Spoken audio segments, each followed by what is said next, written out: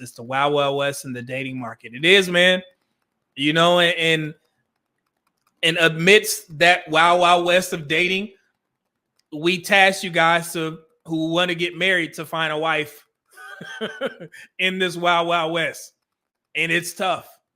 And I just want people to understand that, especially guys that are my age, we need to start understanding these young men a little bit more, because we'll use our examples from the olden days and try and put the same expectations on the men of today. You can't do that.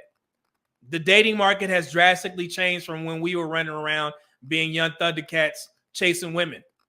So it's a foul on us if we're older men and you're sitting there, nah, brother, you saying that you ain't getting married because ain't no good women? Well, you need to go out there and find one. They everywhere. How the F you know? You're not walking in these young men's shoes. I can't even put myself into their category because social media wasn't even as rampant as it is now. The height of the black wars and relationship wars wasn't at the height that it is now. So that's why I have to ground old heads, and that's including myself, to sit back and listen and stop using our old ass examples of when women was cool with black men like that. Because today, it don't seem like they like us. It don't seem like they like the young men. Their expectations are different. Men haven't changed. Still want the same thing, but women have. So for us as old guys to be sitting there trying to condemn men for saying, I'm going to go overseas to find a wife, or I'm going to remove myself from the black dating market because these women don't value us. And we as men, old men, going to sit there and say, oh man, you a simp. You weak. No, ain't got nothing to do with being weak. So it has everything to do with them brothers being smart. And men know how to, mitigate risk. So shout out to these young dudes out here, man. Listen to them and stop sitting there being stuck in your ways. Stop being hard-headed, man. We too grown for that. We didn't see everything. And honestly, a lot of this shit is our fault because we as older men didn't speak up when we had the chance to do so. We just sit back and let it cook and let these lies about black men spread. So the shit that we didn't speak up about, the young guys are feeling the effects now.